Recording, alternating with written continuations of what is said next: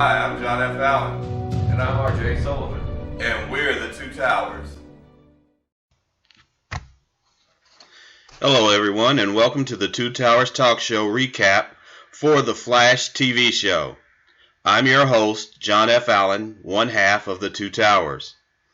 Today we'll be reviewing and recapping The Flash Season 2, Episode 15, titled King Shark. Let me first start off by saying, man, what an episode. King Shark was awesome. The CGI was on point with him for sure. So on to the top 5 Tower Talking Points. Tower Talking Point number 1, King Shark's return. Quick backstory about King Shark. In the comics, he was the son of a shark god and a human mother. He first appeared in Superboy Volume 4, number 9, back in 1994. On The Flash, he first appeared in Fury of Firestorm, Episode 4 of Season 2. There were plenty of Jaws jokes, such as Cisco chiming, "We're going to need a bigger Flash," and when he says, "I wanted to be Quint," to which Harrison Wells replies, "You know Quint dies in that movie." Tower Talking Point number 2, Diggle and Lyla. It was great to see Diggle and Lyla from the Arrow show appear on The Flash, as opposed to other Arrow cast you'd normally expect to show up. Their appearance also served to further develop their respective characters and anchor them to the Flareverse, as it were, in my opinion. Tower Talking Point number 3, Barry tells Joe and Iris about their Earth 2 counterparts. This was something the viewers had to know was eventually going to come out. This moment served to further the dramatic aspects of the show and ground it to some degree.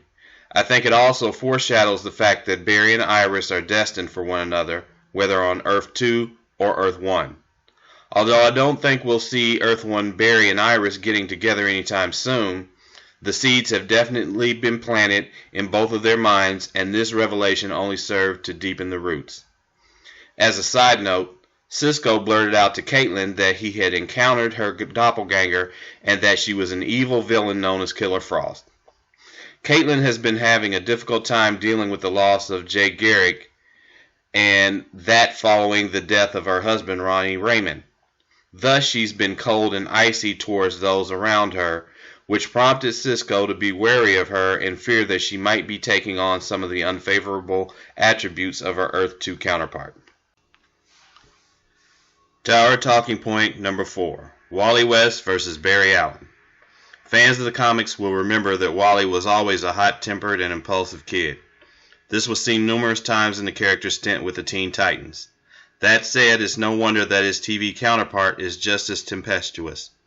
The idea of Barry and Wally butting heads was a given due to the circumstance of Wally's introduction into the West family and the Flash TV show in general. Eventually, the two characters will resolve their issues and Wally will rightfully take his place on Team Flash. However, in this episode, neither Barry nor Wally were handling things very well, in my opinion. Wally had a chip on his shoulder where Barry is concerned because Barry lived the life of Joe's son, which was denied him due to his parents, specifically his mother.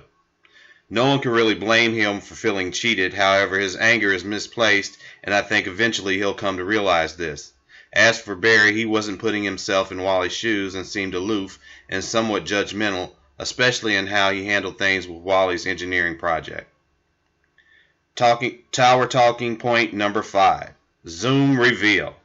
I believe everyone's minds were blown when Zoom revealed himself to be none other than Jay Garrick. Despite this major revelation, it remains to be seen whether this version of Zoom is the real Jay Garrick, a clone, Jay's version of the Reverse Flash, known in the comics as the Rival, or the Hunter Zolomon character. I really didn't expect Zoom to take the cowl off this soon, but doing it prior to a short break does leave the viewers in suspense. I personally think that maybe the real Jay Garrick may be the man in the Iron Mask who communicated with Barry while he was trapped on Earth 2 in last week's episode. Now we've reached the point in our show where I give you the pros and cons which I have for this particular episode. Pros. I think overall this was a pretty good episode, and while there are always moments where you roll your eyes with these shows, it's based on a comic book, so I don't take things too seriously. The episode set up things nicely for things yet to come, such as Wally eventually getting his super speed powers, and I think that this will be tied to the engine he is designing and Barry's ultimate confrontation with Zoom. But wouldn't it be cool if the engine that Wally designs contributes significantly to the creation of a cosmic treadmill? I guess we'll have to stay tuned to see how things develop. Again, the CGI was very well done on this episode, and I think that gives me confidence that other villains which the Flash faces in future episodes and seasons will be handled even better.